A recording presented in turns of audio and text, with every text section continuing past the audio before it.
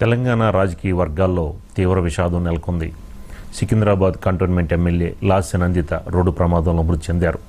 Patancheru ORR వద్ద car అదుపు తప్పి డివైడర్ను ఢీకొట్టడంతో ఆమె అక్కడికక్కడే మృతి చెందారు.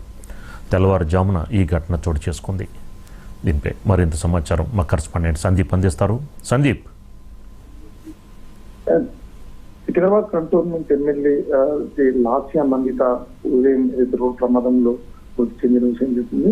పూర్తిగా రాజకీయ వర్గాల్లో కూడా తీవ్ర దిగ్భ్రాంతి వ్యక్తం చేస్తున్నారు. ఇప్పటికే ఘటనా స్థలంలోనే హరీష్ రావు కూడా అక్కడ చేరుకొని దానికి సంబంధించిన పోస్ట్ మార్టం ఏర్పాట్లు కూడా అన్ని కూడా ఏర్పాట్లు చేశారు.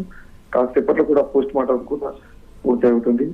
రేపు అంత్యక్రియలు ప్రభుత్వ అధికారులతో కూడా చేయాలని చెప్పి కూడా ప్రభుత్వం నిర్ణయాన్ని తీసుకుంటుంది.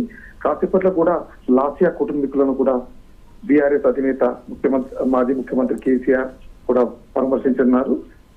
సంఘటన విషయం తెలుసుకున్నటువంటి బీఆర్ఎస్ వర్కింగ్ ప్రెసిడెంట్ కేటీఆర్ కూడా తీవ్ర దిగుబడి చేశారు. లాస్య కుటుంబీకులకు భగవంతుడు మనోధైర్యం కల్పించాలని చెప్పేసి రేపు జరగబోయే అంత్యక్రియల్లో కూడా తను పాల్గొంటారని చెప్పేసి కూడా మాజీ మంత్రి కేటీఆర్ కూడా చెప్పడం జరిగింది.